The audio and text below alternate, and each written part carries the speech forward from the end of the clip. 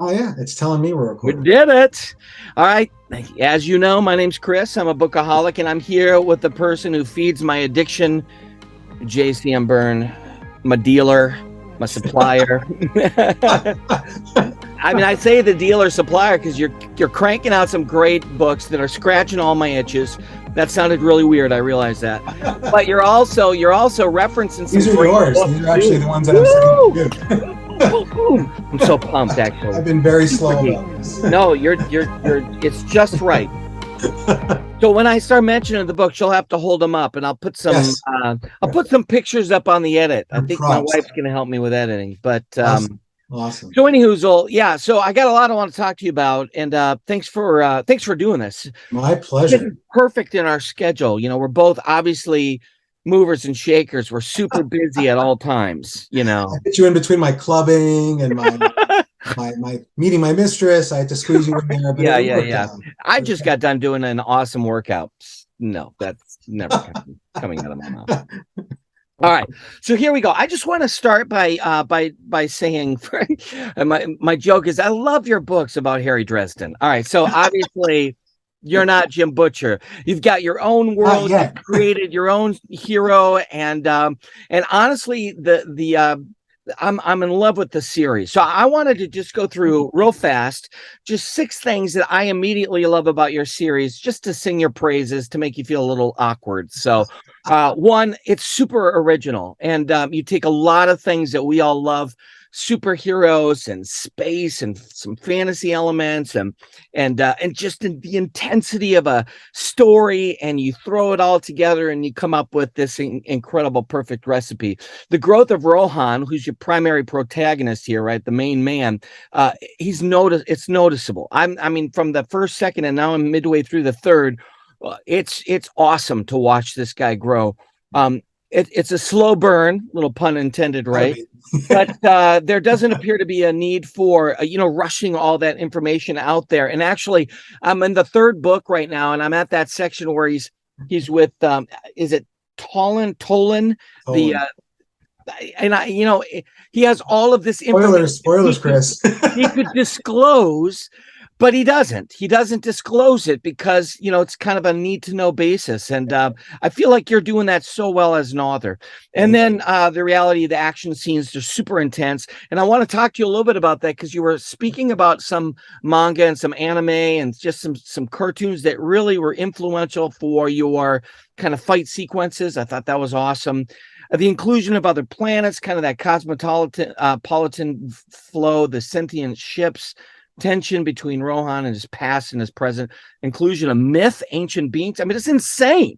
What I'm saying is, like, you've got it all there, and all of these things are just like, it's kind of slowly blossoming into this incredible display. So I'm done singing your praises, but at least for now. But I'm telling you, I have not heard one person say a bad thing about your books. Oh, I can bring it up. I've got the reviews. I have them bookmarked.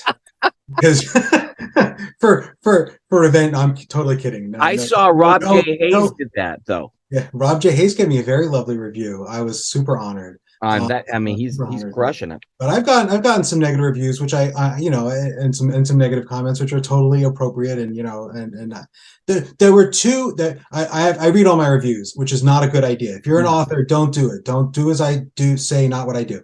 I read every single review and I pour over them. Even the negative ones, and there's some definitely valid criticism. Sometimes someone just doesn't like a book, doesn't resonate with them for some reason, and that always is going to happen, right? People are going to pick it up, and it's not their shtick. That's fine.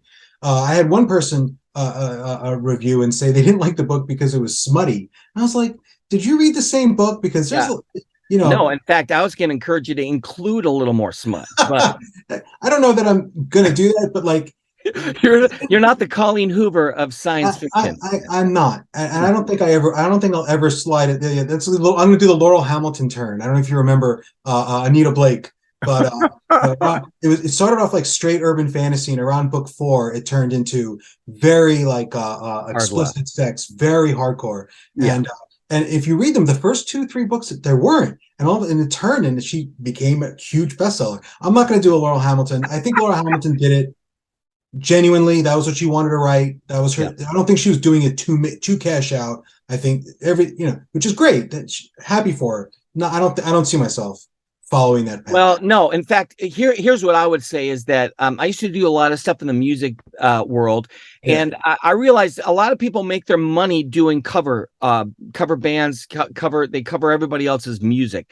And I remember saying, like, I could do that, but I'd rather be known for my music, whether people like it or not, than being known as, like Chicago Part 2 or whatever. So I kind of feel like you've done that in terms of your writing as a whole, is that you found what you liked, you found what works for you, and you're being honest in that craft. And honestly, the naysayers, the truth is, this is not their cup of tea, and that's okay. And you don't have to.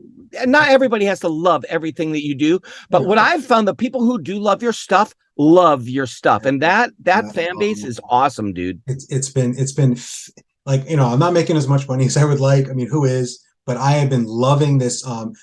Really, very few people outside of my own friends knew who I was a year ago. I mean, the Wistful Sunny was released in 2020, but I didn't have any way to reach people. I started making inroads in BookTube around June, July.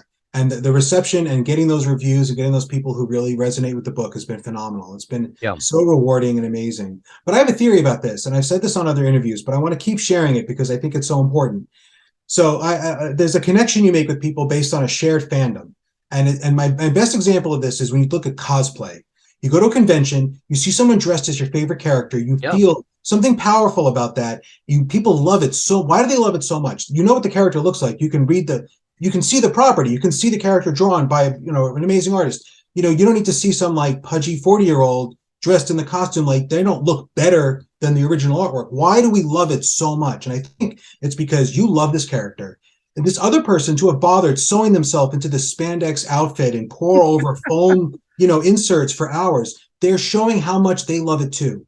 You're bonding with this person over shared love of this property, this character, this dude in a Sailor Moon outfit. He doesn't look good, but he's showing how much he loves Sailor Moon. And if you love Sailor Moon too, that resonates so hard because of this shared love, right? And it's why we're not interested in professional cosplayers. Someone who did it for a living, like, that's nice, it's cute, but it's not going to be as powerful as an amateur at a convention, right? And then if you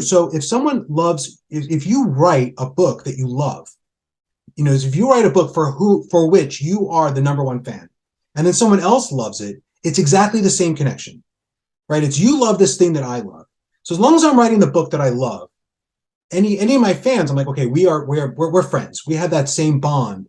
But if I'm writing a book to market, or I'm writing a book because I think it'll sell, or I'm writing a book because my editor said we need a book like this to go to this bookstore, right? To fill this niche so we can sell copies and you can make a living. There's nothing wrong with that, but you're not getting that connection. You're not making that active communication with people because it's not the thing you love. You're writing what you need to write for your job, right? And there's nothing wrong with that. I don't mean I'm not trying to cast shade on writers who write to make money, because that's perfectly legitimate. But I didn't do that. Every decision I made in this book was what will make me love this book more. It was purely everything that I like in the things that I read, I slammed into these novels. Yeah. So if someone else appreciates it, there's that connection. Right. And what I think is interesting to me is that there's another kind of group of people who I feel like I would fall into that category, is that I'm willing to try something that's maybe not my familiar, kind of terrain. And I think it was Andrew over at Wizardly Reads who was singing your praises. And I thought, all right, I like Andrew. I'm going to check this out. And it clicked for me. So I kind of realized, wait a minute, this is exactly what I'm looking for. Yeah. He did that again with Drew Hayes. I'm starting to read that Vampire Accountant thing, and I'm like, what? Where did this come from? This is awesome. So ultimately, at the end of the day, my hope is I can kind of just invite some people to try out a little bit of what's going on here with Rohan and Wistful, and maybe they don't know if this fits in their immediate wheelhouse, but I have a feeling a lot more people. I'll tell you how I know this is true. A lot more people will love your stuff than they think, because if they love at all any superhero story, and the numbers show that to be true in terms of cinematic hits, they're gonna love your stuff, because I feel like it's got all the epic battle scenes and the awesome kind of cool powers, but the storyline is kind of the difference maker in a way. And I think you have I saw an interview once with Butcher where in the middle of the interview he got all excited because he realized he just had a new idea of a way to put Dresden in a pickle where he would just be cause so much pain and difficulty. And what I've kind of felt like is that you have the same sadistic, kind of desire to put Rohan in these scenarios that are so tough. I don't know how you do it, honestly, how you get these guys out of their situations, but I'm a big fan already because of that. That's the narrative engine, right? That's what drives the story. It's I put Rohan into some difficult situation. And it's not super. I mean, I try not to make it too grim. It's not. It's never too grim. You're never really like, oh my God, he's going to die, or is someone important to him? Okay, I'm not writing grimdark, right? Like, if I wanted to really gut punch you, right, then his girlfriend, Tamerlanth would get kidnapped or something, or the kid, right? Her kid would get kidnapped by the bad guys, and you'd have to go. They're threatening to kill the kid, something like that. You're never going to see that in my books. I'm just like, I'm not. Yeah. I don't want to use those emotions to try to drive the story. I want it to be more like, it's a weird situation. How's he gonna get it? I want you more curious than nervous. This one. And that was a lot of the narrative driver of writing the book. There were movies I was watching that did the same thing, where you never really thought the hero was going to lose. It never really felt like that. You never had that feeling of tension, but you didn't know how he was going to win. You were curious. What kind of cool way is this guy going to get out of this? Yeah. Or girl, usually guy, because these were Indian movies and the leads are usually male, but that's another topic or another discussion. But yeah, so, and then you gotta, if you're gonna have a character with superpowers, you gotta have them, you gotta put up challenges. Yeah, no, you're it's amazing. I mean, I'm kind of in awe at what you're doing with that. I know this. We've already deviated from the 3-page questionnaire I sent to you. Like I knew this was going to happen. I'm just going to open the can and we're just going to see what comes out. We're all good with that. But I do think that I'm going to start. I'm going to kind of go through some of this rapid fire, and then we'll stay where we want to stay. But we're going to come back to all of that because the story is the big deal here at the end of the day. But I'm always super curious about the author himself. And I mean, you got a fine head of hair. Your beard is crushing it, right? So obviously you're a stand-up guy. You're rocking it up. All right, so back is thinning, sadly. but it's yeah. We won't do the back shot. No, we don't. We don't have to do that. All right. So background, though. We want the background, not the back shot of the hair, but background. So talk about like where you grew up, you know, what type of schooling, that kind of stuff. Grew up in Brooklyn, New York. Son of my mother's a Jewish background. My mother's an immigrant. My dad was born in Brooklyn. She's from Poland. I'm a quarter Transylvanian, which I think is cool. My father's father is actually from Transylvania, which is just, obviously region in Romania. I went to, regular school. I went to a great high school, actually, Stuyvesant High School, which is a magnet school in Manhattan that attracts magnet kids from the area. I was always, everyone has different kinds of intelligences. I was always pretty good at school. So this was not I did well in school, which is not something that translates into life, but it's something. Was it math and science more than probably but it was everything. It was just honors kids just doing honors things, and it was an interesting place to go to school. And then you call yourself a bookaholic, and I was thinking about this. I'm a storyholic. I've read a lot of books. I mean, when I was a kid, I'd go to Manhattan. I'd go to the science, the bookstore. They had this very famous science fiction books, Forbidden Planet in Manhattan. It's a much bigger deal. Your younger viewers won't understand, but when we were kids, you couldn't just go on Amazon and find every science fiction book listed and just pick whatever you want, right? Read a review and then buy it, right? You had to go to a store, read the back cover, and make a guess. There was really no other Right. way. So I was trolling those bookstores from a young age. I got really into comics, probably around the third or fourth grade. I got really into sci-fi. Started reading them off my parents' shelves. They had a small set of science fiction books. My mom got me Anne McCaffrey, one of the Dragon books, when I must have been like 10, 9. I started with those, then I bought all the others, and read them all. So Doc Smith was on my parents' shelf when I was a kid. So I'm a storyholic. I got really, I got into martial arts movies, a lot of anime, a lot of manga over the years. Yeah. So I'm a storyholic. I've been, consuming stories in all their forms. So I haven't read every book, obviously, but I've read a lot of books. This to me is an important question. So, Bruce Lee or Chuck Norris? Oh, Bruce Lee. Oh, I don't know. Come on, right? I heard that they had to slow down his because see, my wife's a second degree black belt in karate, and I think you have some karate experience as well, right? Second degree, third degree. So we're kind of geeks about all that stuff, anyways. But and I knew that was a big part of just kind of your story, but we'll get back to that. So in a real fight, it's very hard to say because Chuck Norris has a tournament fighting contact background. Right. Chuck Norris can actually fight, or could, and probably still can, because you don't forget. Right. He's like 80 or something. So I don't know know. physically where he is, but in his prime, he could really fight. Like there's no doubt, because we saw him pressure tested.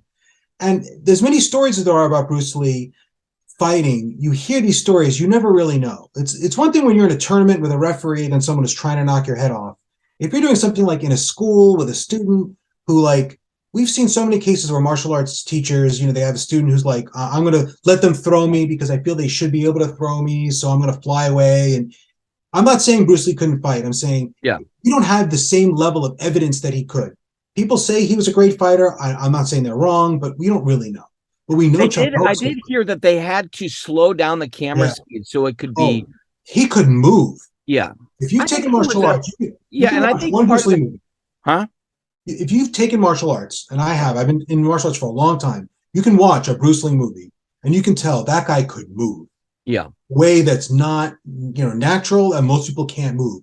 You can watch him walk across a room, and there's a quality to his movement that's not, you don't find in normal humans. Yeah. Untrained people don't move like that. Maybe dancers, but even then, it's not the same thing. He's a phenomenal something. So you have this kind of background. You're crushing it in school as a kid. You're soaking in all of the movies, Enter the Dragon and all that good stuff. Probably watching Kung Fu with David Carradine, which, by the way, that was supposed to be. My wife and I had a big conversation about this last night, but that was supposed to be Bruce Lee in that role. So you have this kind of milieu, and you got some great science fiction on the shelves at home. You find comics, you're jumping into that. This is the old school days. You're playing D&D, finding ways to what? Playing D&D. Yeah. See, and Dragons from the old days with the old box sets. Yeah, I remember when Advanced Dungeons and Dragons was new. Right. Yeah. Ooh, it's advanced. That's funny because I was in the circle where basically Dungeons and Dragons was from the devil. That was kind of my upbringing. So I feel like I was robbed as a child of the opportunity to play D&D. Now, we do play a lot, and my son-in-law is a great dungeon master, but that's another story. So, awesome. All right. So first job, what was your first job? I think working in a comic book store, but I was a city kid, so I had little random jobs. I don't know. I worked as I can't even remember. I worked as a counselor somewhere, but after school stuff. If that's what you're talking about. But I worked in a comic book store when I was, like 14. As soon as I got a worker's permit, just basically watching the racks, trying to stop people from shoplifting. And then I did that for a while, and I did. What was your favorite comics when you were younger? Like what did you gravitate towards? Conan the Barbarian? I read a lot of Conan. I read a lot of stuff. I read a lot of I read Master of Kung Fu was really influential on me. I know it's kind of racist. I apologize. I hope no one thinks less of me for it. I didn't know any better. I was a kid. Because I got the whole Fu Manchu was the villain. That's the whole backstory. And I didn't. It was just a way to rip off the Bruce Lee and James Bond at the same time. That was the comic. Right. I love that. I liked a lot of the Jim Starlin stuff. I didn't think about Jim Starlin as much until very recently. Jim Starlin invented Infinity Gauntlet, Warlock, the original Captain Marvel, the guy who died, which was one of very big event in the early Marvel comics. They actually killed the guy and he stayed dead. He died of like cancer, and they just kept him dead. Like they don't normally do that. I read a lot of stuff, mostly Marvel, not DC, and then a lot of the independents. When the independents started coming out in the early mid '80s, there was an explosion of cheaply printed independent, like Teenage Mutant Ninja Turtles came out of that wave. A lot of other books. I mean, I could go on and on. Yeah. But I know I liked. You know, if you look, I mean, I'm thinking in terms of like answering your question, both of what was influential to me and what was influential to Wistful Ascending. You know, there's a lot of Jim Starlin in there. You know, there's a lot of like he would always put his characters on big spaceships out in space, alien races all over the place. Like there's only one human wandering around. Some of those warlocks, the warlock storylines were great. He did some Thanos. You know, I think I don't know if he invented Thanos or was the first one to really utilize him. But I was big on all those guys. Nexus was a big comic by Steve Rude, who's a phenomenal artist, and Mike Barron, and that was another guy in space. Another guy he tormented. His father was a serial killer or a mass murderer. I forget, mass murderer. So he's tormented by dreams, and he has to go out and like kill people who are mass murderers, or he like suffers damage from He's this. the precursor to Dexter, basically. You know, yeah. So there's there were a lot. I could really one of these days I want to do like my own booktube channel where I just spend like 5-minute videos on things from the 80s that are worth remembering. I know that's You my know? world right there. But, But I got you know, there's a lot of the stuff, you know, you said a lot of the things in Wistful Ascending are original, and they're not. They're just stolen from a lot of different places. And very few of my readers are going to be familiar with all of it. Right. That's funny. It's like if you read Cradle, my favorite example is Cradle, because this is not a secret, right? If you read Cradle, it might, if you don't know the source material, Cradle might seem like super original. It's not. Like, it's wonderful. I love Cradle. I love the story. Have you read Cradle? Yeah. I really like it. But that whole the guy without the power and the whole key cultivation and the cycling and the progression stuff, that's all taken from, you know, Chinese comics that have been doing this for a long time. It's an established body of literature that I think isn't as familiar to a lot of the readers. So you look at, this is so original. No, it's just really well stolen. And that's what I do. You know, well, I remember hearing a guy said to me, actually, ironically, I think his name was John, but he said the definition of originality is the ability to forget who you heard it from, which I always thought was freaking hilarious. But sometimes someone will mention a property and I'll be like, wait a minute. That's exactly like I use that character, that character's quality in my book all the time. Right. Rurouni Kenshin, who Tori was talking about Rurouni Kenshin. I'm like, oh yeah, Rohan's a lot like Kenshin in a lot of ways. I forgot about that because I read all of those comics, you know. But that's what you absorb the ideas and the theories and like the characteristics, and whatever's cool sticks with you, and then you use it. Does, you know, that's how I mean, that's the difference between obviously influence and, you know, plagiarism. You're not plagiarizing, but we're all the product of, you know, kind of all of these things that have influenced stuff. And so I mean, obviously literary influences, that's kind of the big category here, but and you kind of already forecasted a lot of this, but just a couple quick things. Were you a bookstore family or a library family, or both? I probably more of a bookstore family, but both. Yeah, I would go to the library. I felt like my library didn't really have a lot of genre fiction. It was kind of still considered like, not, you know, they weren't. I think modern libraries, I feel, are more like, we'll just get whatever we'll get graphic novels in if it'll make kids read.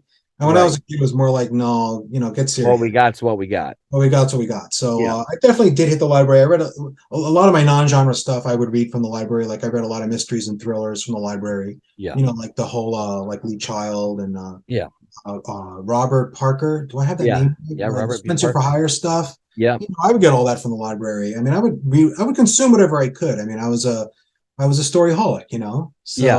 So I you know, I read all that stuff, but I always preferred genre fiction to I always prefer my heroes to have you know, something impossible about them.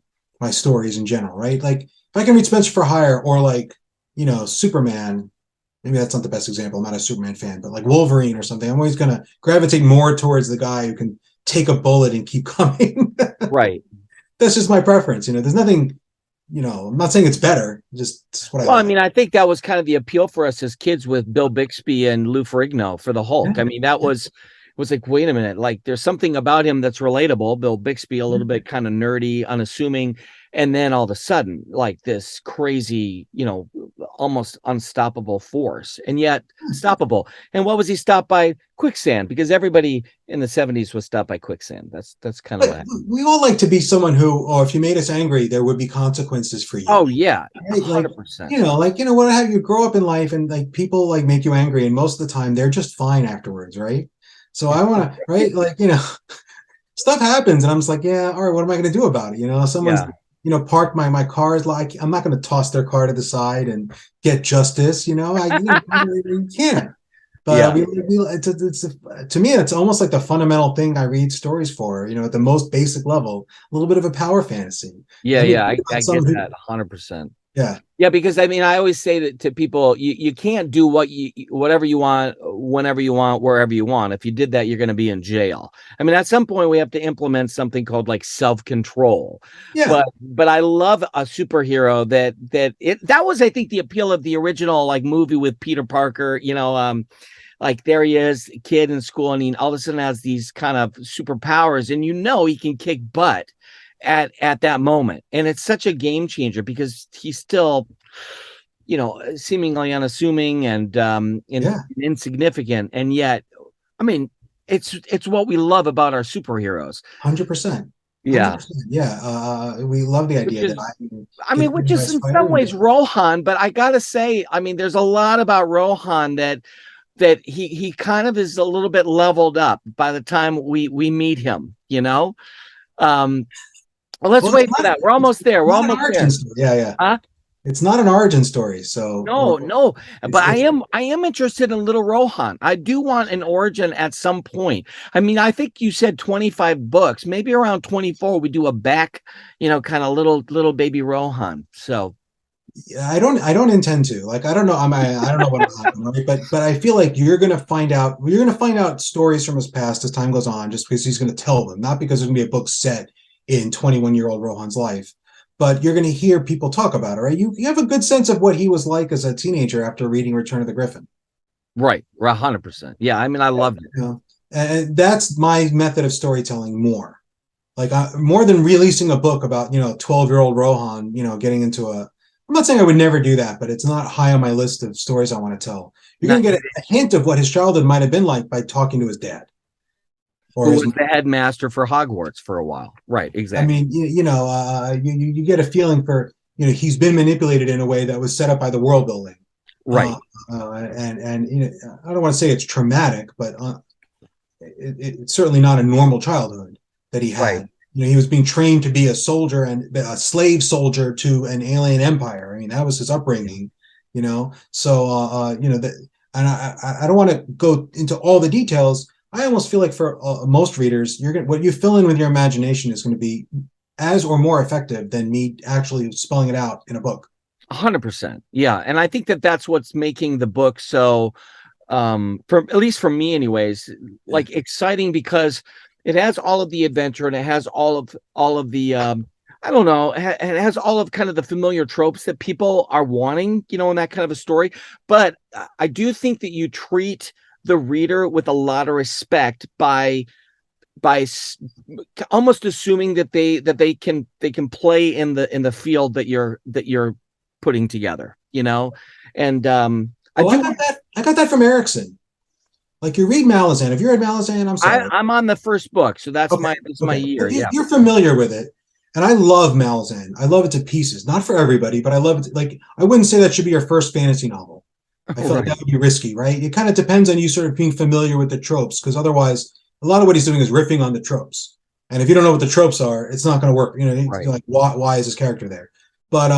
But he puts so much trust in his audience that I can just throw stuff at you and you'll figure it out, or you'll go along with it for the ride. Yeah, Where I was like, well, if he can do that, I can do a little bit of that. you know right. and then every time I read a book where there's a big info dump in the first chapter, it really I'll half the time I'll DNF it. Yeah, it's It's like, hard. Yeah, I 100% agree with you on that. But what is something that you do that I think is really kind of appealing is you give a brief teaser then you take a long while to get to it, which is so awesome. So, and I think I remember you talked about that with Tori a little bit. It's kind of that very common theme that you see in television shows and in movies. But let me kind of, I want to get to the actual books here in a second. Let me just say too, officially, obviously non-spoiler until we do spoiler, because I need I don't have, at some point I'm like, okay, let's go. We have to go there because I got questions. So, but here's one of my funny questions that I wanted to ask. It had to do with, I think it had to do with alcohol. I think it was something like how much you had the alcohol ready because you knew I came prepared. I'm going to have a little bit while we talk. I think it's for the best. I found that my interviews get a lot better the more that you drink. So more that I drink. More that you drink. The more that I drink. The more I drink, the worse the interview will get.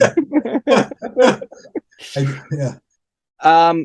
So okay, so we got a lot of the stuff. I mean, honestly, that probably a lot of people are like, well, what's going on? Are we going to talk about the books? We are going to talk about them. This is not your 15-minute interview here, people.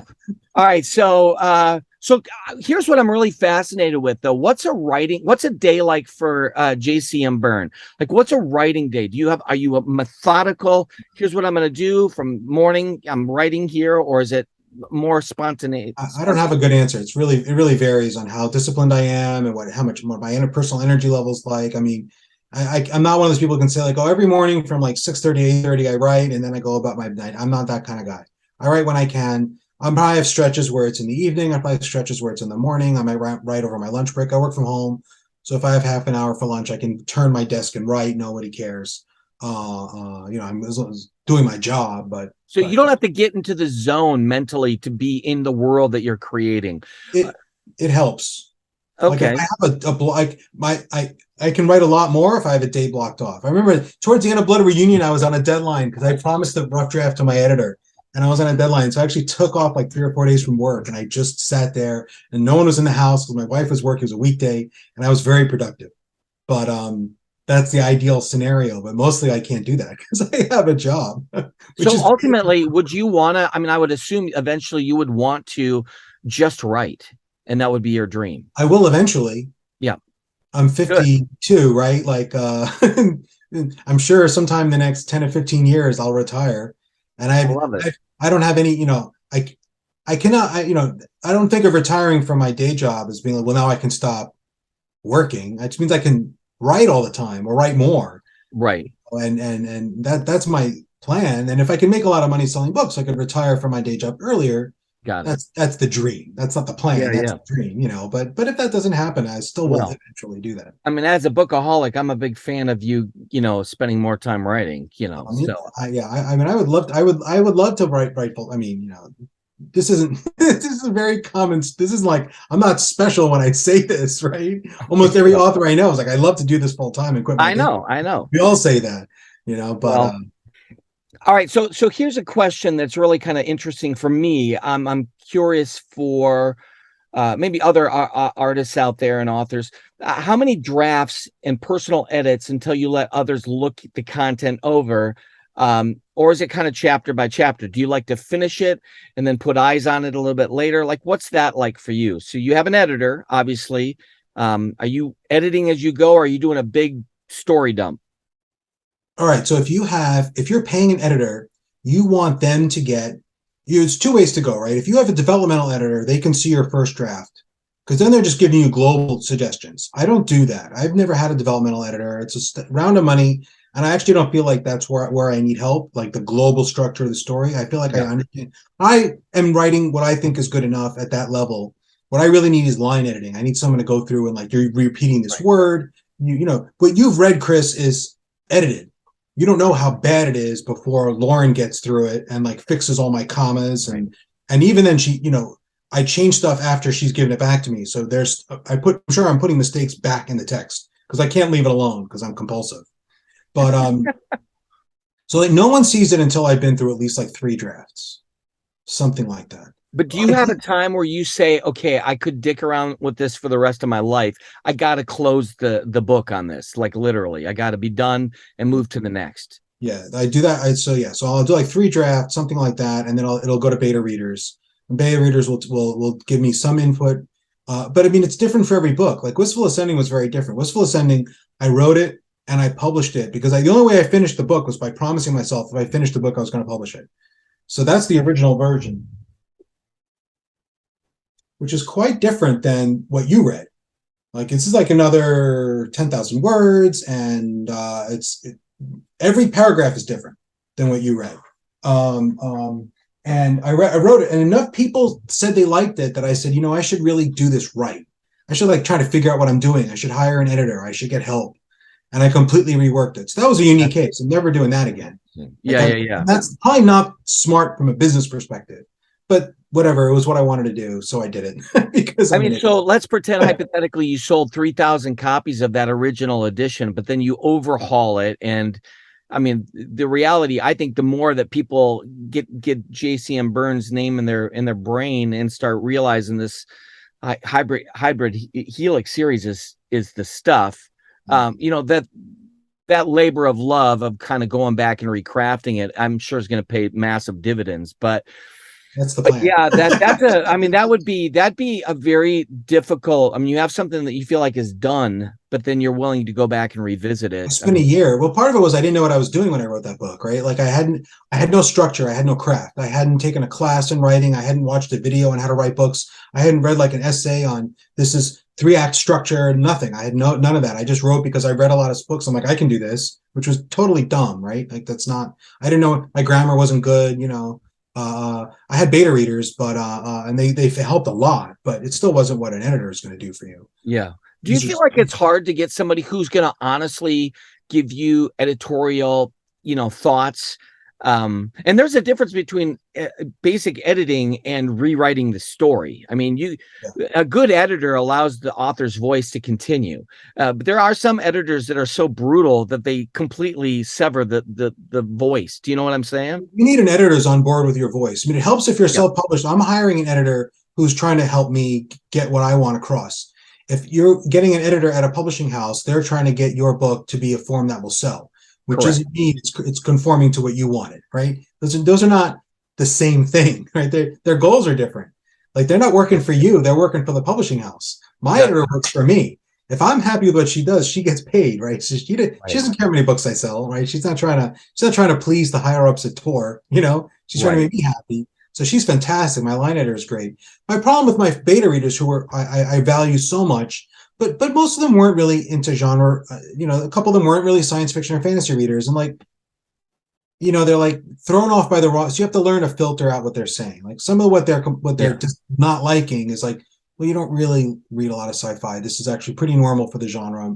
Right. Target audience will be fine with this thing that bothered you. This is why you don't read a lot of science fiction.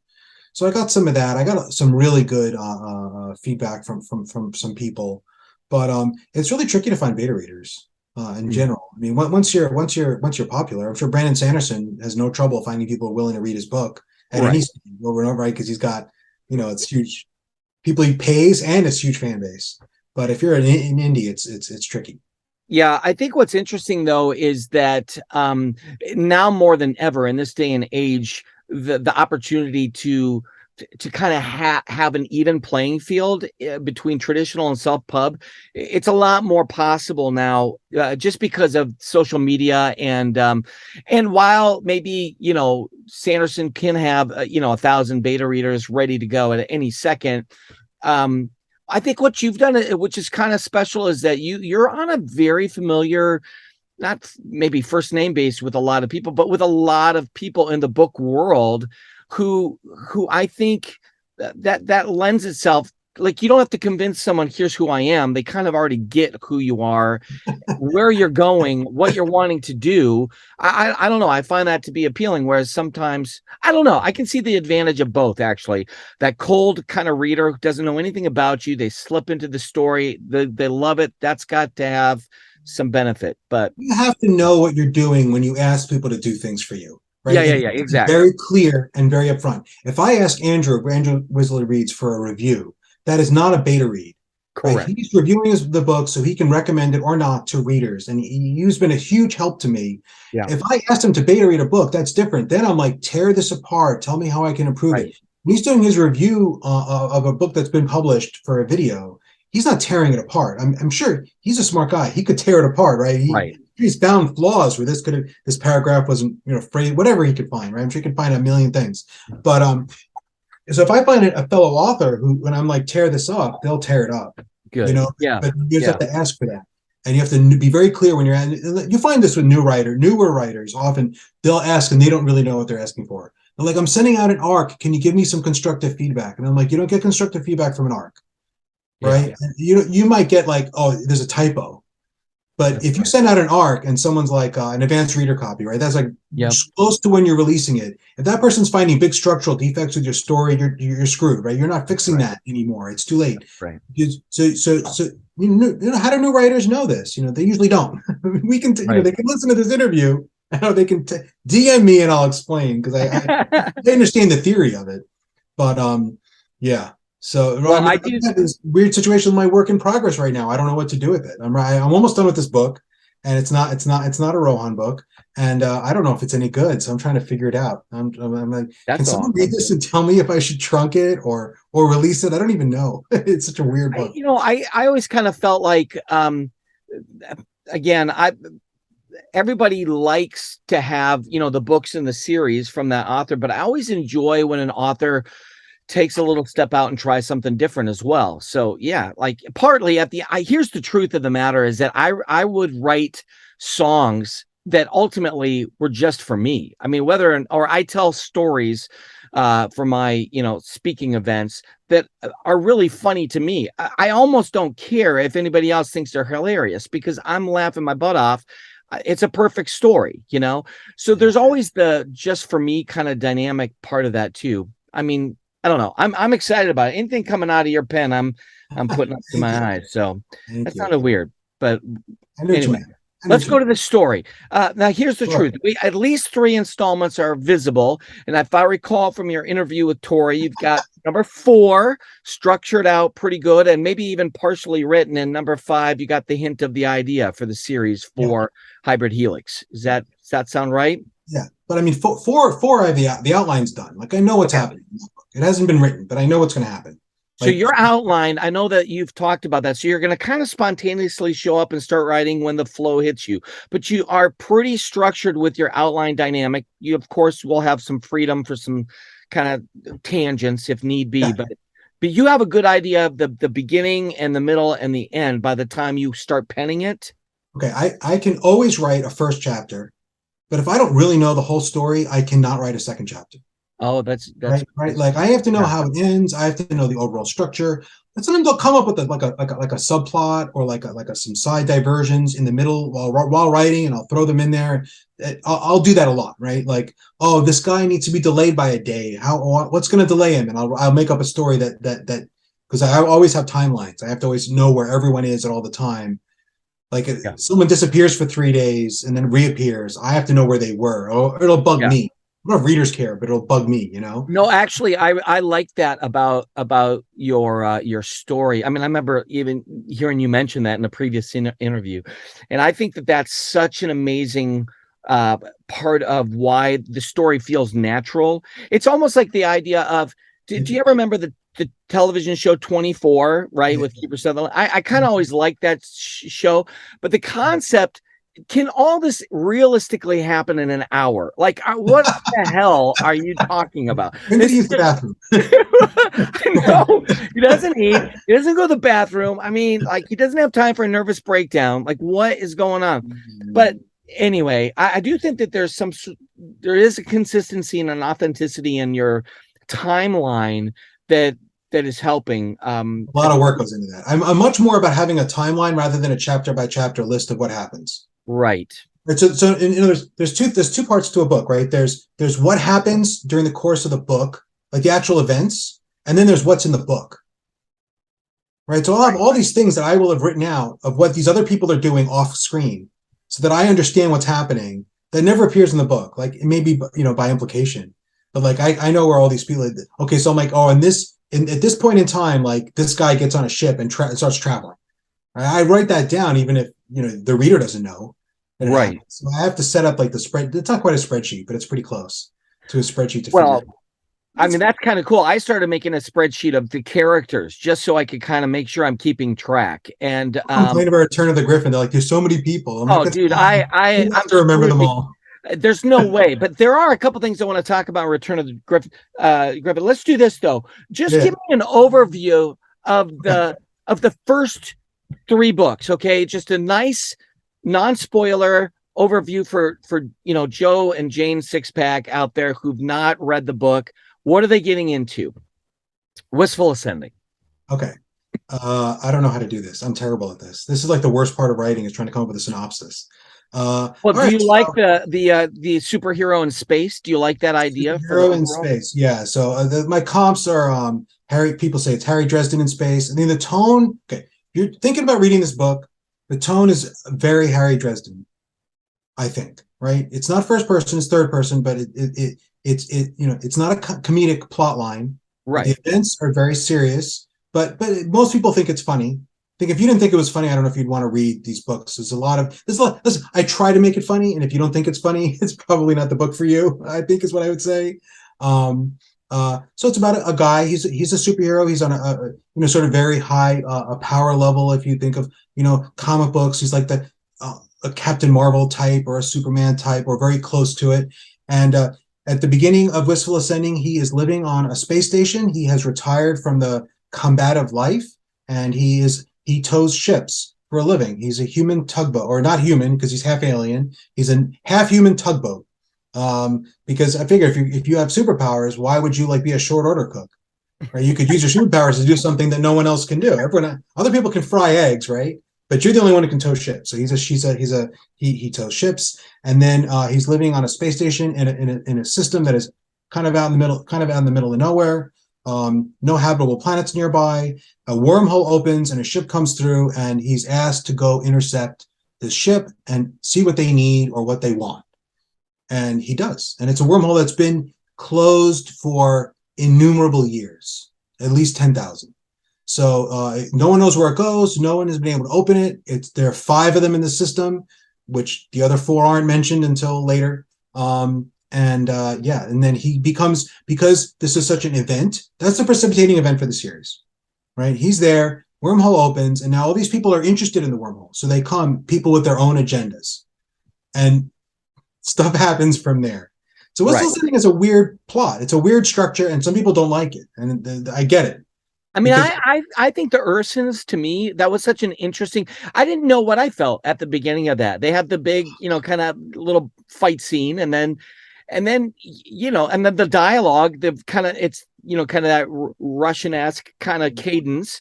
I think there was a part of me that's like, what the hell am I reading? Like, what's happening here? And then I didn't think, even then, you kind of are introduced to some of the characters that are regular people in his life. Wei Li, I think even at first, am I saying her name right? Yeah. I like, what's her role? Like, what's this going to be like? And, but again, I think it's masterful because again, you're not doing the formulaic, here's everything you need to know about every person and every situation. You're along the ride, almost just like Rohan. He doesn't know who these people are either. He's now experienced this. You're experiencing it with him. You're in that moment. And that's why I did third person, not first person, because he knows stuff that the reader doesn't know. He knows a lot of things, and you shouldn't read these books and think that everything he says is true or that everything he says is accurate, because he doesn't share everything with other people on screen, right? So when he tells stuff, sometimes he lies, and he admits it. It's like, sometimes I lie. If it's going to save, if it's going to save a situation, save innocent people, I'll just lie to this dude. He doesn't have that kind of moral code that you see sometimes in some stories, which is, again, there's nothing wrong with having characters like that. That's just not him. He's much more practical. He's much more utilitarian, I guess, in a way. Yeah. And because it's not first person, you're not always hearing his thoughts. You're just getting like an over the shoulder view of everything. You don't know if it's all accurate. Right. Right. That's interesting. Do that on purpose. I have been giving Rohan a lot more reliable narrator kind of like feels. Then I'm probably a little. He lies in Wistful trusting. Ascending. He definitely lies in Wistful Ascending to people. I mean, there are people who are trying to kill him, right? Or who, I don't know that he owes them a debt of honesty, right? Like, right, that's right. He's going to have a reason for it. Like, okay, so if you haven't read the books, Rohan is meant to be a pretty good guy. Like, that's my intent. I'm trying. He's not perfect. He makes mistakes. He screws up. He does some bad things. He does some pretty bad things, actually, right? Like, he really does. And people are like, he's perfect. Like, he really does some pretty bad things, even in book one. But he's earnestly trying. That was important to me. That's the character. That, to me, that's a hero. That was the definition of heroism that I wanted to portray. I did that deliberately. He's really trying to do the right thing. He screws up. He doesn't always, but he's really genuinely, that's his goal. And he's got reasons for it in his backstory that you find he's done really horrific things that are alluded to. I hate saying he has a history of minor genocide, but that's kind of what happened.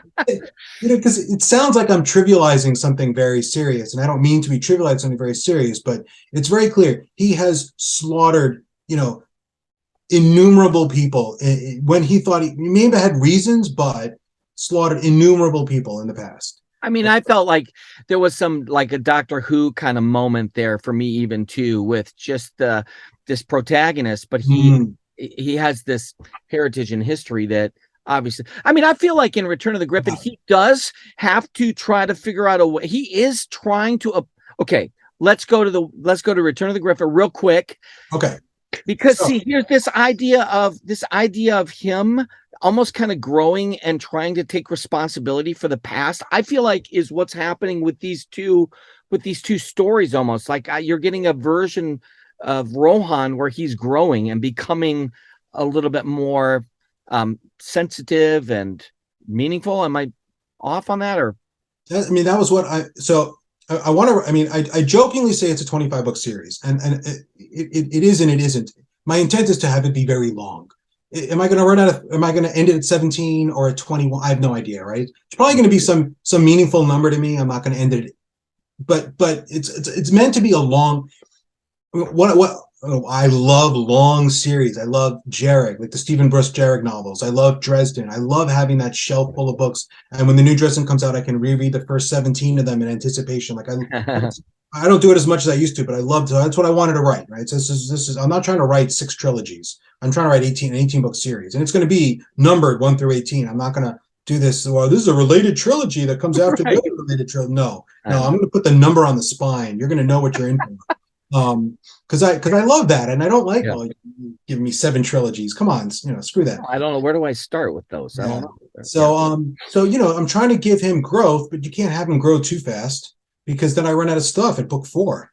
You can't perfect him. But to me, life is all about these moving back and forth between you see you're doing something that you want to change. Maybe you change too much, you overcompensate, then you've got to come back. You got to course correct.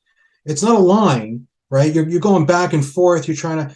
It's a helix, right? It's the whole point of the helix. You got the spiral. You're moving in one direction, then you're going back, then you're going forward, then you're going back. You're going different sides. But hopefully, you're generally speaking, you're going in an upwards direction. You're becoming better than you were, generally speaking. But the path is very meandering. Yeah, that's why I call the series that. I was going to joke and say you should probably call the series something. Right. My joke. Here's the question I was going to ask you, and I don't think this is a spoiler, but because you're going to find out a little bit of this power source and how it originates, but it seems to come from his tailbone. And part of me wants to say, is he pulling that power out of his ass? Is that what's happening here, Joe? I'm trying to avoid that exact description. Doesn't sound good. No, I mean. I feel like that whole idea, though, you're grabbing some of this idea of the power in the core. I mean, I can see some, I don't know, Eastern, influence. Yeah, that's me poorly interpreting stuff from like certain yogic practices, like Kundalini. Right, that's right. Yeah, the way people, the way they describe human energy. I'm not saying I believe that stuff is real. I'm saying that if I'm going to use a set of descriptions for my fantasy magic, why not just steal stuff from the real world? Right? I think it makes the magic seem easy. I think it's easier to make your magic system reflect stuff from the real world from a mythology. It makes it feel less. It makes it feel more believable. Yes. Like if I have, there's this alien, there's this powerful being walking around, and he's super warlike, and he's the Ares, the ancient god of war. People are like, oh yeah, and it feels more like valid to the real. Like, it's less of a diversion from the real world. It's harder to suspend disbelief than if I just had him be like, yeah, he's this powerful guy, and his Lestat, right? I'm like, okay, I mean, unless you've read Interview with a Vampire, but like, if you imagine that, I'm trying to come up with a name that's not like related to anything in mythology, right? But you just make up something brand new, and it's people like, wait, what? But if you say, oh, it's Ares, I'm like, oh yeah, that's Right. why I try to use, if you're going to have an ancient society, why not make it Atlantis? Well, see, that's the thing with the second. Okay, so Return of the Griffin. Ultimately, right, you got your space station with Wistful Ascending. You kind of find him in this world. He's starting a new life. He's doing the toe chief, and then kind of his past comes upon him. He's going to have to tap into some of that earlier bad boy stuff, but he's got a heart that he's still wanting to be this different person. But I feel like with Return, he really is having to return to a part of himself that I kind of felt like he felt more comfortable ignoring. Well, yeah. And here's the thing, and I don't know if but there's a conflict, right? He doesn't want to be the Griffin, right? He doesn't want to be that guy. On the other hand, he kind of knows that being that guy is his chance at having all these people who may have kind of sneered at him in the past, like, to save their lives and maybe have them forgive him and care about him again, because he knows that being that dude is useful. Right. I mean, he's no Hyperion, but he's useful. Yeah, but he's useful. He's because the guy he's trying to not be anymore is a very dangerous person. And right. When you're under threat, having a very dangerous, that crazy neighbor with all the guns, you might want him around when the zombies come. Right. You might not like him on the 4th of July when he's like shooting his M16s in the air, but when the zombies come, it's like kind of useful. So Rohan's going to be torn in that whole book, because he knows he can be useful by a little bit of a reversion, and that's why it's Return of the Griffin. The Griffin is his superhero code name. He's coming back to Earth, but also he's returning back to that persona on some level. And he's coming back to Earth to be a benevolent gift to Earth. They're in a crisis, so there's some virtue here at work. He wants to come back. And look, that's why he keeps all his stuff. Yeah, right. I mean, you know that line? There's this line from The Tick. The Tick was this wonderful cartoon and comic and a live action show about this, very funny, about this big blue superhero. Yeah. And he's like, "You're going to destroy the Earth? That's where I keep all my stuff." It's a fantastic line. I mean, he's got some money there, and and family for that matter. Yeah. I will say this though, I was really, to me, I know that you had mentioned some people maybe have a harder time with Return of the Griffin. I actually think I might like it even better than the first, partly because of him trying to wrestle with who he is. Like, there's this who he was and who he is, and is it possible that the two can work together? And you have a funny writer's tell. I don't know if you know this, but sometimes I feel like Rohan is trying to get a handle on things, and he starts scratching his beard. You said this. It's partly because it's out of envies, because I don't know what's growing on my face, but it's not a beard. It's like, that's great, embarrassing. But the truth is that it's like there's a humanity that is super. We can connect to with Rohan. And even what also was the tell to me was some of the relationships with whether previous love interests or family members, and this need to almost apologize and reconcile. I mean, you have him making restitution to a large degree. Half of that was an accident. Half of that was, in the first book, I'd established that he'd been gone from Earth for 10 years and hasn't really been back.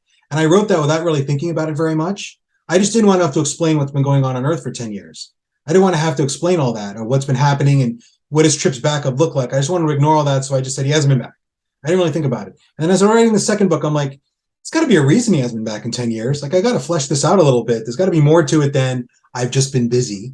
You not go see your mom for 10 years just because you're busy, right? Yeah. There's got to be a little more depth there. And I didn't plan it from the start. I shouldn't say that. I planned it from the start. It was all Yeah, of deliberate. course. Yeah, no worries. I Yeah, it had was in no the idea. outline. It's that. It's an outline. It's all In an that outline. outline. But Well, I do think that there was some touching scenes for me there with his mom, and I also appreciated the frustration, almost the anger that you felt and that she expressed when he brought up his father. And I mean, there's just some real human moments there. And I do think that that's what's kind of cool too about the superhero. A lot of superhero kind of tropes, they focus on the superhero part of it because I mean, that's got all the cool glam and glitz. But I think that part of the reason that Rohan is so appealing is that you leave enough of that humanity there, not just the positive and the virtue, but also the brokenness and the tension and the struggle. I think it's good, and he's growing, and I love it. yeah, gotta keep it up for 22 more books. Come on, buddy, you got this. Not even a doubt. All right, so then, I mean, so here's all I'm going to say. Obviously, a lot of focus is on the sharks, the land sharks. I mean, and the reality of battling that. It almost and I loved the solution to that of bringing parts of book one into book two is so freaking awesome. Thank you. Brilliant. But you gotta do something smart, right? Like if you just punch, it's a drag. I don't know if you ever watch Dragon Ball Z, but there's a tendency with a lot of like these high powered, super powered character type stuff where I win because I just punch harder. Superman fights, right? Why does Superman win the fight at the end? He's just punching harder than the other guy. The other guy falls down, and it's like this is so boring. Like it doesn't feel like you've earned it. You're just you're stronger. You hit harder. Like so what? What is that showing? But if you can do something clever. If you can win by some clever method, right? Yeah. It's like you're show because we think of cleverness as a virtue in the way that being able to hit hard is not in itself a virtue. I think it makes us feel like the victory is more earned. Yeah. Something that's why Star Wars. I do think that is that's kind of almost like the hit. Like, not to use a drug analogy, but I mean, the truth is that like, you're like, holy crap, like that's freaking awesome. Like there is that moment when you're reading it that it's not just he beat the hell out of him, Yeah, right. Okay, right. Cool. But also, but I think here's the other thing that, and this is maybe, I don't know if this is my age, but the Atlantis reference stuff and, to reference to the old ones, the old gods. I mean, like literally, that was fantastic because there is something so mysterious and almost alluring about that. Remember Patrick Duffy, wasn't it? The man from Atlantis. Do you remember that TV show back in the old days? Yeah. Okay, so I'm just saying you now dive us, like no pun intended, into this whole. This is the thing, is that you now grabbed hold of all of this heritage and mythology and bring it into your story. It's so freaking cool. I love seeing it, right? Like Anne Rice, right? Interview with the Vampire, right? The Interview with the Vampire is like pretty much present day vampires, but then every book for a few books, she goes further and further into the history, into like vampires that lived in like the ancient Egyptian age or even older than that. And I love that. I thought that was so cool that there's this like, I don't know if she planned, I have no idea if she planned it from the start or if she made it up as she went along. I have no clue. I never read an interview with her that said one way or the other, but I love that stuff. So I'm like, let me throw it in. And then, to me, it's just, if I'm going to have it in, like who's the enemy? The enemy could be like aliens from another galaxy, right? Okay, well, that's fine. That's great. But what if they're like cephalopods who have been here all along? It seems somehow more fun because then you can hint at the cephalopods been here all along and they've been doing stuff all along, and you can explain historical events because cephalopod, intervention and it's because I love reading that kind of stuff and I love it. I'm like, I do feel like you brought in then Jules Verne. We have like the 10,000 Leagues Under the Sea. That's the first science fiction book I ever read. I mean, the Kraken. Come on. Freaking what?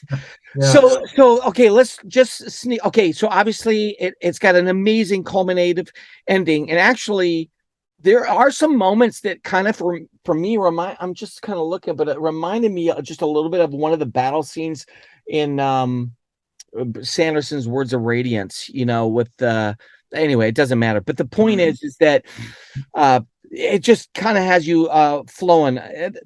Third book, though, we're coming into the third book. You give us a little tease, right? Where's my husband?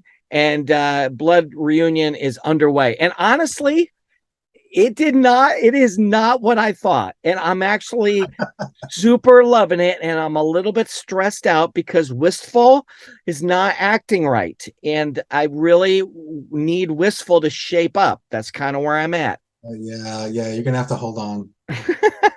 I'm close to halfway there. I'm telling you. Yeah. I'm all in. Yeah, Blood Reunion is probably the first book where I felt like I knew what I was doing from the beginning. So I feel like I tell people, like, if you don't like Blood Reunion, stop, because you're not going to like anything I write ever again. Because I'm not saying it won't get better than that, but like this is like what I'm trying to accomplish was in that book. But it's more the backstory, But instead of just the backstory of Atlantis and Mu and the people on Earth, it's on a more galactic level, and you get a little hints of where the Ildra came from. And hopefully by now, some people are getting some hints about like some of the. I was talking before about reviews that bug me. Someone gave me a negative comment in a review about how it's so annoying that all these aliens can interbreed, and how that's like so silly. And like I'm like, well, yeah, if they all evolved distinctly, that would make no sense. But does that mean I don't understand biology, or does that mean I'm saying they didn't evolve like this? Like, is it a bug or a feature? Right? So have they never seen Star Trek? Like, I don't know. Yeah, I think in Star Trek they do the same thing though. They sort of imply that there was some. I'm not a huge. I've watched a lot of Star Trek, but I don't remember all the lore. But I do think they imply that there's some sort of common ancestor between all these different humanoid type people. Well, you give us a little of that in Blood Reunion. I felt like with the kind of this. Let me see, because I had this is where I had to start writing some things down, because I promise you, the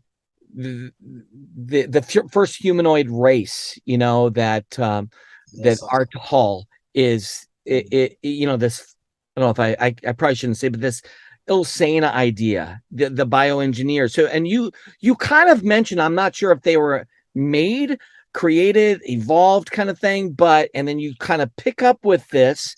So I don't think we're really too spoilery yet, but I'm just going to say I'm loving this part of it, especially because I do feel like, again, now we're peeling back a little bit more.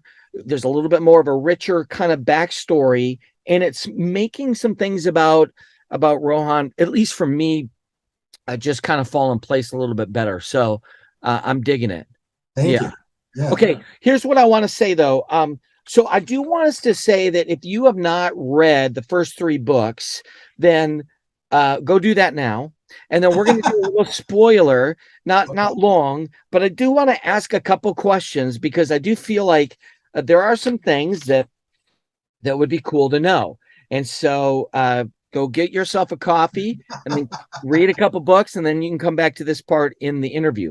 So, okay, so here's the first thing. In the second book, of course, you have the big bad that shows, well, not the big bad, but he's kind of almost this like underhanded, diabolical kind of back person. Dr. Kraken, right?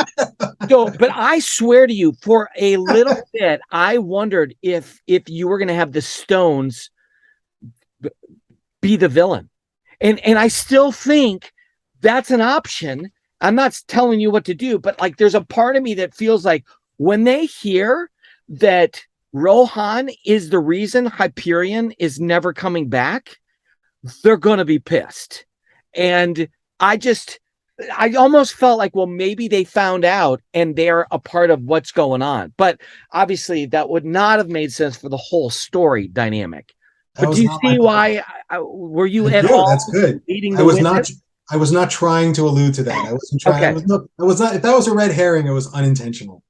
Well, it was unintentional. All I'm going to say is I'll be looking because once, see, this is the thing. There's a part of me that's like, Hyperion is either dead. I mean, Rohan said he is, but you told me he may not always be the most reliable narrator.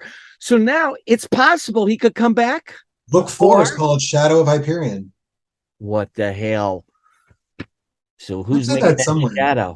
I actually have been, I had the plan for book 4 for a long time, and I had preliminary titles. This is how I work with titles. I come up with a title. I have like a list of like 7 titles, Yeah. working titles, and then at some point in the process, I decide on one. Obviously, I mean, Return of the Griffin was supposed to be Regretful Descent or something. I wanted to mirror it to Wistful Ascending, Regretful Descent. It's kind of a dumb title. I'm glad I didn't stick with that. Yeah. But I actually have a cover made with that title. That's cool. Different art. That'll be worth millions one day. Yeah. Right. But so I'm super geeked about that, because I don't mind that mystery for me is just still a little bit open-ended, but to me, especially with Marion Stone, that lady's about to snap at times. I feel like she seems always pissed with him, and I can kind of get that. But here was the other big thing I wondered about, especially in Return of the Griffin, was that you start speaking a little bit about the female Ildrax, okay, and that they, at the end of their, how was this? At the end of their life, they get violent. Was that the case? Okay. So this is the one thing that may be original to me in this whole thing, and that is the basic structure of the Eldrock Empire. Okay, and this may be somewhere. If someone is watching this and says, "Oh no, there was this other book that did the same thing," ping me, because I cannot remember stealing this from anyone.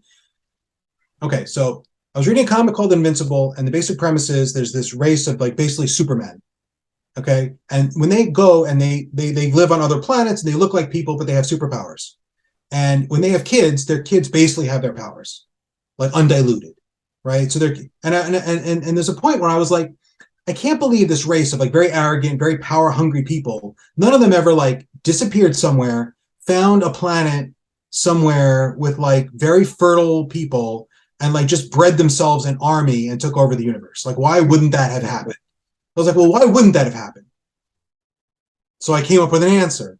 I'm going to write a world that's very similar, except the Ildrak themselves are not that special. They're not world ending. They don't have weapons of mass destruction level powers, but they go to places. They have kids with the different other species, and the half-breed children, the mixed race, because they're mules, right? They're different species, so they can have children, but the children aren't fertile. It's that old definition of species. I don't even know if they still use that, but that's what I was taught in high school, right?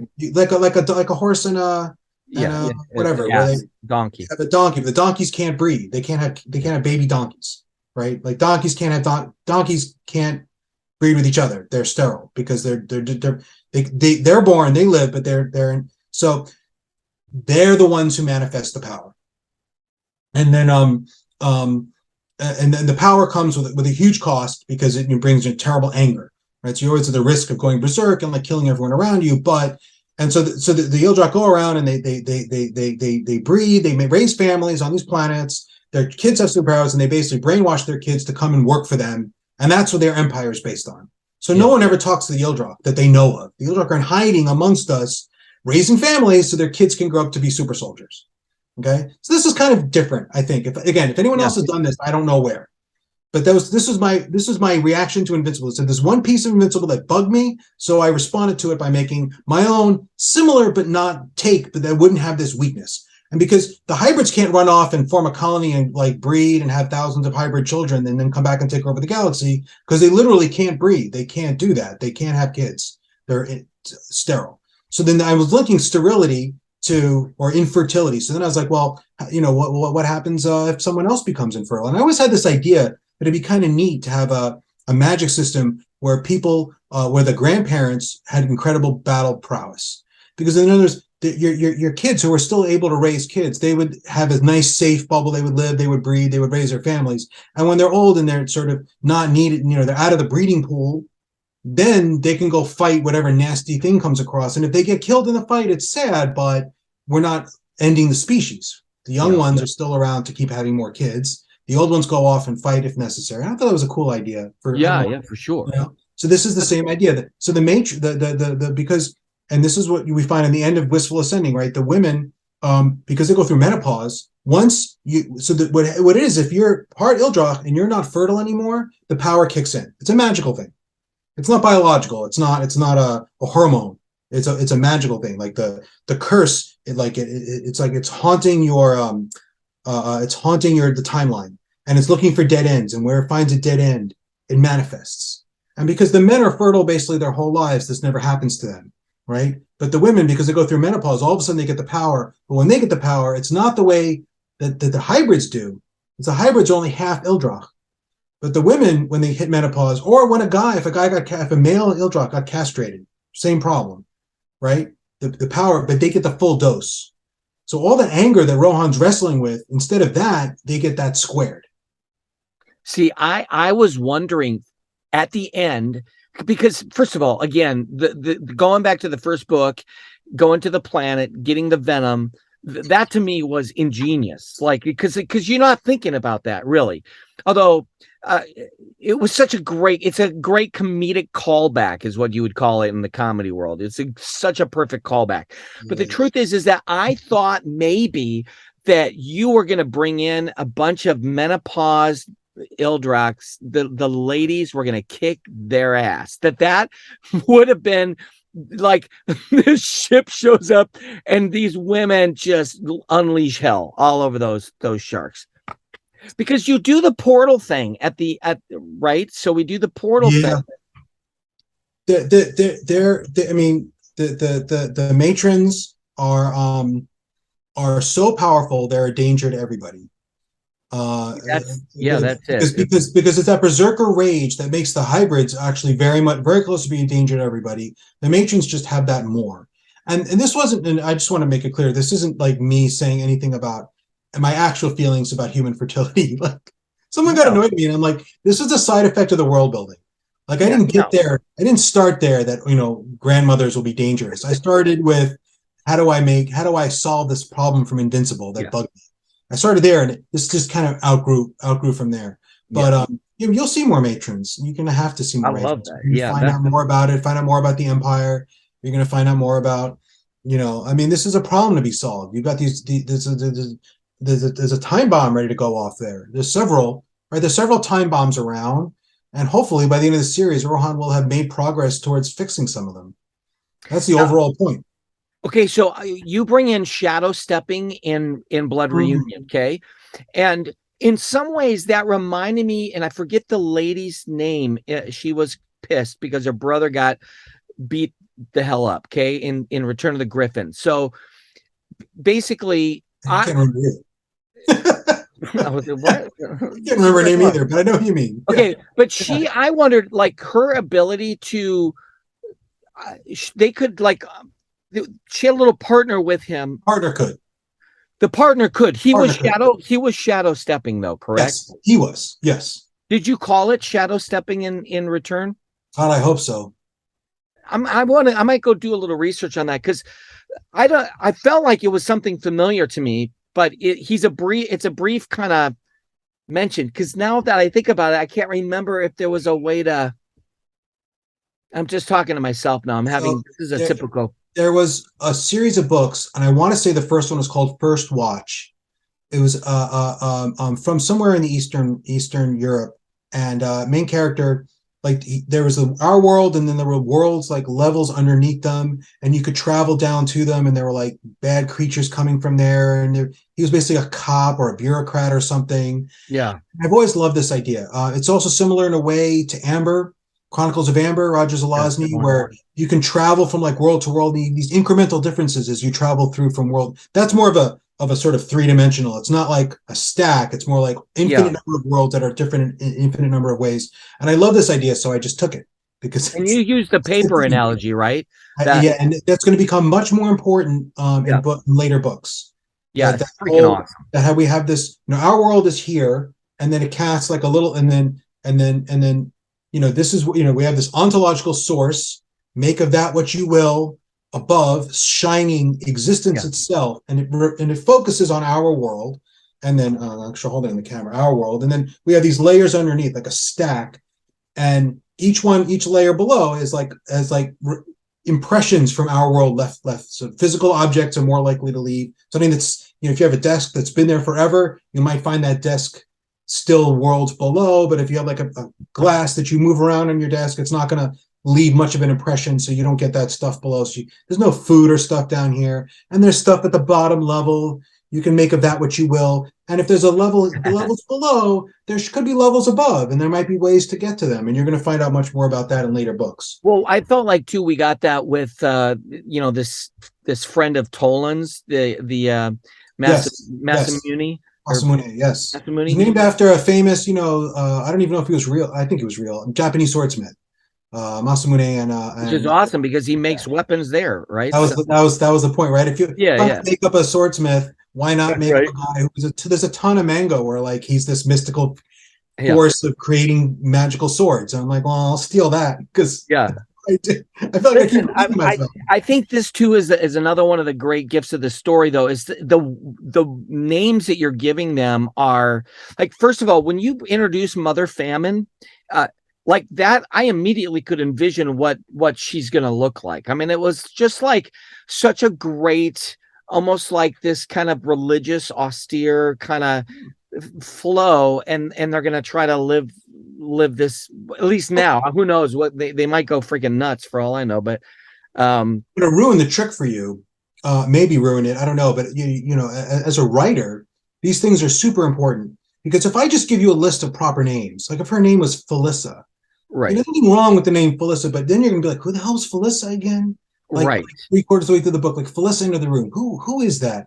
You're not, but brother, sister, and brother famine, sister famine, mother famine. You're never going to forget who those are. It was awesome, right? You're never going to forget.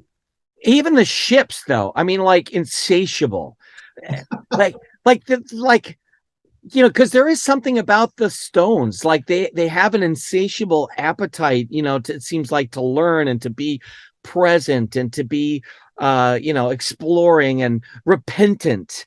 Although at this point, repentant doesn't seem very repentant. I mean, and Father's vengeance and, Void's shadow. I mean, I don't know. I mean, you're in. I don't. The other thing that is kind of fascinating too is this idea of is it fire speech or speak? Oh, I hate that. Do you? I love the idea of it. I never came up with a good name for it. I put in fire speech as my name. I never really liked it. I don't know. It's kind of working for me. I would be curious to hear what some other people think about it. But that's Platonic, right? That's Platon. That's right from the Plato's myth of the cave, right? Where the idea is that there's a true idea of chair, and all we have are like the shadows cast. Actual chairs are just like impressions left, but there's an actual sort of thing which is chairness, which is above all actual chairs, right? You can light that up, but I mean, I take a lot of my stuff from philosophy. I was a philosophy student. I studied at the graduate level for years. Never got my PhD, but almost. They did the fire speeches, and he sort of understands he speaks this thing which isn't really a language. It's what underlies language itself. Right. You can speak that, then you can speak to anybody. And honestly, it's just a way to get away from. I'm gonna tie it into some other stuff later on. I love it. I think the Platonic example makes perfect sense, though. Actually, this is something, though, I was going to bring this up to you. I feel like this is a conversation older people can have, but back in the old days, you would have a basic core of ideology and philosophy. So you had students that were reading Plato and Aristotle and even some of the old kind of works even by Augustine or whomever. You had a basic kind of core idea that a lot of people, and even just kind of almost like a literary heritage with whatever Dickens and Shakespeare, these reference points that you could kind of hang all these ideas on. But in the last 30 years or so, it's minimal. Like I remember as a kid learning Greek mythology in school. Like you were going to learn the mythology, and I love that stuff, by the way. But what I've noticed is that there's very little common. Nobody knows who Aristotle is or Plato necessarily. They're not reading and studying his works. You don't have this core, almost standard things to hang ideas on, except with modern storytelling, which is found in movies and television and comics. People And may not know Aristotle, right? But everyone knows who Thor is. well, exactly. And that's the thing is that I think that's one of the great hidden gems, I think, in your series is that you are taking familiar, almost like things that people have hung stuff on, and you're bringing it into a world. And now you're asking people to look at big ideas, like really, I mean, even things like relationships and good and evil and the consequences of choices. And you might not mean to do all of that, but to me, like, I love that kind of stuff anyways. And I think that's what makes it almost effortless to say to someone, are you familiar with Dune? Or are you know, like, there's something you can hang on a peg there. And anyway, blah blah blah. It's not just a superhero story. I mean, that's what's making, I think, your books a lot better than many books out there, because you're developing the whole person. Yeah, I mean, I told you I put in everything I love, and I love a little bit of Sartrean existentialism. So I threw right. I mean, that's that's the whole Rohan's redemption story. You know, you don't get redeemed. Like, this is what bothers me about Darth Vader, right? Darth Vader was redeemed by an act, and then he was redeemed, which is like, it's reification, right? He's like an object that now has a new quality. Now he's been redeemed.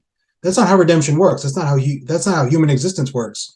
You know, we have to constantly strive and work and recreate. You can be a bad person. You can be a good person for day after day after day. Then you can wake up the next day and do bad things again. Yeah. Constantly becoming what you want to be. You never get there, right? You can't get there, because once you get there, you're dead. So right. So this is Rohan's story, right? He's constantly trying to be better, and he's going to have setbacks, and he's going to have days where maybe a few thousand people get killed and they really shouldn't have been. But yeah, he's going to try again the next day, and we'll have to forget him or not. But it's it's this constant flux. It's that he's free to do new stuff. And you'll see more of that in book 3. Yeah, and I do think, though, that you're with was it Wei Li who said to him, I think in Return of the Griffin, basically, like, what you did to that person and how you beat that person, it was wrong. Or maybe that was just the reality of him processing the previous act that he had committed towards the girl's brother. Anyway, I feel like what I'm seeing with Rohan is he's been going back and at least honestly acknowledging the parts of his past that were not ideal. And so he's not pretending anymore. It was somehow virtuous. And that wrestling match in his brain with that is so good. Thank you. Yeah. I only have like 2 or 3 questions for you, and then we got to wrap this up. It's like a 2-hour tour here. We're almost on Gilligan's Island, for the crying out loud. All right. Take your time. You know, the truth is that this is just, I might have to split this interview up. We'll see.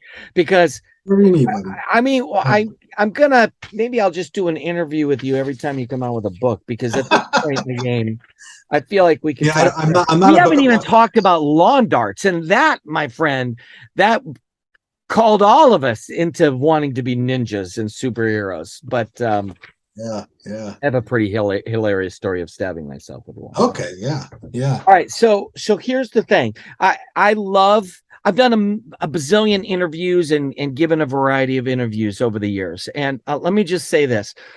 There are some questions that can get kind of annoying. So I'm going to ask you this. What is the question that you get asked in interviews that kind of always is like, why do I have to answer this again? Or that kind of is a little bit of I saw that. I don't know that any questions annoy me. I think there are questions that are probably less interesting and useful than people think they are. Like when people don't take this the wrong way, but like, what's your writing process? And like, I guess it's kind of interesting to hear, but on some level, it's like, it's not like, as a reader, I can't imagine why you really care. And as another writer, it's irrelevant, because you're going to have to come up with your own, and it's not going to be the same as mine. And there's no rule for how it's going to work.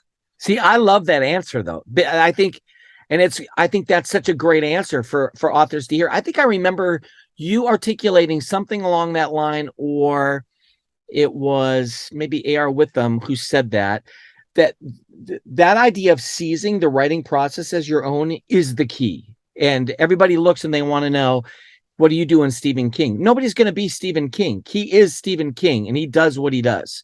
Yeah. What does it look like for you to be the writer that you're supposed to be? I mean, fundamentally, all those things are, the trick is figuring out what works for you. And Right. I've never seen a good rule like, oh, if you're this age, this is the style that's going to work more likely. Like, I've never seen anyone even attempt something like that makes sense, that works. So if someone wants to write, they really have to find their own path. Like, some people really do need to, like, the thing that gets beaten to death is this whole outliner versus pantser, you know, and it's like, yeah, you have to, every writer has to figure it out. And on some level, like, what a real pantser usually does is they make it up as they go along, but then they go back and put in the foreshadowing and the structure in edits. So you end up in almost the same place. It's just, is your first draft an outline, or is your first draft prose? Right. Everyone starts off at some point sitting and staring at a blank page or screen, and with a pen or a keyboard in hand, and they start, right? So, like, am I a pantser or an outliner? Well, it's just like, do I prefer my first draft to be outline form, or do I want my first draft to be prose? Like, Yeah. I guess that's interesting, but it's not that interesting. Like, people make more of it than I think. Do you know what the truth is, though? The reason I'm interested in stuff like that, I don't write fiction. So your world is not my world. But I am a very creative person, and I've done tons of creative things over the years, whether it was albums or video projects or storytelling, you name it. I'm in that world. So there's so much there that I'm fascinated with, because if somebody says to me, Chris, how do you write a song? I'm like, I don't even know how to answer that question, because like, I could answer what comes first, the lyric or the melody. It's always going to be a melody. And I might have a word in my mind, and the word then somehow comes out, and I realize the story meets the melody. And it's this kind of weird, almost inexplicable progression. But I'm always fascinated when I listen to songwriters or lyricists or even storytellers talk about their process, because in part, one, I think it does affirm, especially young writers, that, hey, I'm on the right path, or I've never tried that. I guess maybe that's a good idea. But I also think it's kind of a great testimony to the uniqueness of creativity, which almost can be different per person, like decidedly different. I guess it's worth it, I mean, to sort of know that, like, there's not one way. Yes, Like, exactly. that's worth hearing, right? I love the way you answered it. I mean, to me, that's the money right there. All right, I will say that what young writers do need to hear is that your first draft will suck. Right. And this is the thing I did not understand. I really thought I could write a book and then, like, fix the grammar and publish it. That was Lee Child. That was his claim. He never edited anything. And part of me wants to say the first paragraph of the first book he wrote is one of the most atrocious paragraphs I've ever read. It's horrible. I've read a lot of it. I've read a number of his books, but whatever. I've read a lot of them. I don't remember the first paragraph, but almost no one can do that. Almost no one can come up with a good book on the first draft. I agree. Brandon Sanderson, when you read a Brandon Sanderson book, that's like draft 13, he said, something like that. Yeah. Right? That's more realistic. You're not going to get a great first draft. So you need to know that if you're going to write a book, when you write the end, you are now facing 10 more revisions. And that's like the one thing that I think is true for almost every writer, especially new ones. Maybe there's some genius somewhere who can get around this, but I don't know them. Yeah. And that's almost universal. I mean, a lot of times people would ask, what's the secret to be able to do what you're doing? And I would look at them and I would say, persistence and consistency. That's it. Yeah. So, I mean, I'm not traveling around the world because I'm the best speaker on the planet, but I've been doing this for so long and consistent. Like, you know what you're going to get when I'm coming, which is a person who needs medication. All right. So here's the other one. This is the part 2 of that. What question do you wish that people would ask, but they hardly ever do? Did I see that and not think about it enough? I think I saw that and didn't think about it enough. I don't know. It's one you might need to chew on, and then we'll answer. I thought about answers to some other ones, but I don't know if I thought about that one. What do I wish they would? I wish people would, in a way, you don't need to ask me anything. Read the books. Like, I kind of feel like I put what I wanted to say is in there. Yeah. And if there's anything in there that's not clear, but please ask. But if I wanted to tell it to you, I would have put it in there. Right. right? Like that's the whole point. Like That's it. that's my problem with the synopsis. Like, oh, summarize your book in 2 paragraphs. I'm like, if I could have said it in 2 paragraphs, I wouldn't have written 120,000 words to say it. Right? I I would have agree. just written 2 paragraphs. It would have been much easier for all of us, That's so funny. But I don't know how to do that. So I'm glad you don't. I appreciate the book. thank you. Thank you. All right. So last thing, and the reason I call these interviews, I'm going to be calling them what I really want to know is I was so bored listening to talk show hosts talk to people. I'm thinking you are wasting your time, man. Yeah. So this is it, man. What I really want to know is what is up with the infatuation of that first love interest and her like obsession with his chest hair. What is going that's on? autobiographical. I remember you answered that in a live stream. It's so freaking funny. Yeah, yeah. Because here's the thing. Right? Grass doesn't grow on a playground, bro. That's I'm a heterosexual male. What that means is I look at other men and I think they're basically like okay, I don't want to say this the wrong way. Like unattractive, and I'm like, I don't know why. I don't really understand why would anyone want to have sex with a guy. Like, I don't get it because I'm not attracted to men. I'm not nothing against anyone. I'm with you. No, I get it. Woman, straight woman. If you're a gay guy, what fantastic. I'm glad you're out there because otherwise I would never get any. Right, but I don't grok it. Right, I don't get it fundamentally. Right, but then I realize that clearly lots of people find men attractive. That's fantastic. I'm glad they're out there. I'm not one of them. I'm glad they're out there. And they're attracted to us for all. People get attracted to each other for all kinds of weird things. Like when I was a kid, I thought you can only be attracted to someone if they look like a model, when I was or look like a porn star, whatever your image is of perfection. Yeah. But actually, like you'll talk to people and they're like you talk to like an old married couple and they're like, oh, I just look at my partner's like their fingers or their lips or their ear, and I'm just like so happy I'm with them or I'm aroused. You get these associations that are completely separate. And a lot of women have said that they dug the chest hair thing. So I don't get it. I'm not personally like if I see a hairy chest, it doesn't do it for me. But I have heard enough women say that they like the chest hair, and I'm like, okay, so then listen, you're speaking. I need fire speech to understand this because I'm follically challenged, and my joke is, grass doesn't grow on a playground. So that's okay. I've been married to my high school sweetheart. I mean, we were 17 when I met. So there's another little dimension to this, which is that so Rohan was inspired a large part. I really love South Asian movies, Tollywood, Bollywood. I really love specifically some Telugu movies. Really motivated me in a number of ways, which is why I made him South Asian. That's the only reason. And that's why I gave him a South Asian name. There's little hints to that in the storyline. The music he listens to is the same music I listen to. It's Bollywood stuff. I make references. None of it's important to the story, right? But it's like little Easter eggs almost, like little treats I put in there to talk about my affection for this. And if you look at South Asian movies, the aesthetic is not the same as Hollywood movies. Very common to have male leads. Romantic leads.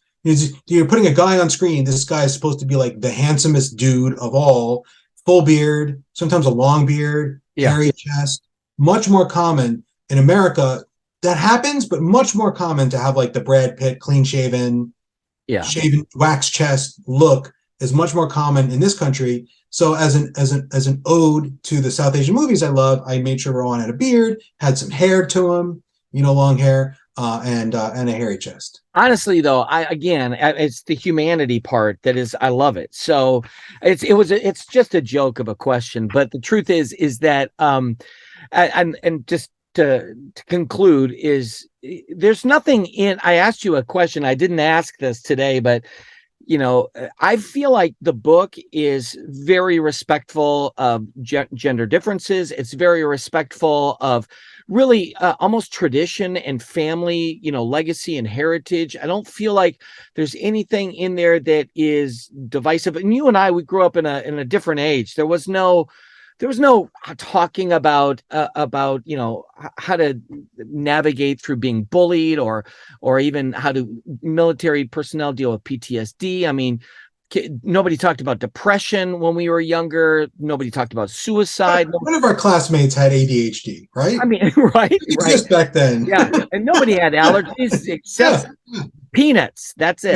Yeah. But the truth is that I kind of, I do feel like you've opened up. You have this, what is it, 2 million people on Wistful, and you have a world cosmopolitan kind of view. And so, I don't, even though there are certain maybe heterosexual, whatever moments and tropes, why not? There's also, though, his mother is obviously, in not in the heterosexual relationship. So you have the full gamut of humanity, I feel like, and the inclusion of the alien kind of possibilities. So Well, look, I thought about this a lot, because especially I'm making a South Asian main character when I am very definitely not South Asian, right? Like at all. Like, I'm very white.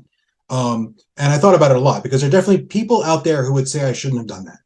And what I try to say to distinguish what I'm doing and why I think it's okay is this book is not really about being South Asian, right?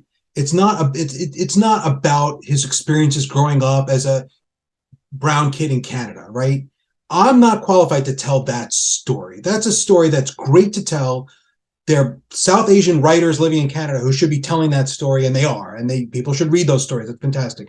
But this isn't really about that. It's more of it's inclusion. It's not about being South Asian. It's just including a South Asian, right? Like, he happens to be. It's inclusion. I think it's nice. I meant it in the most.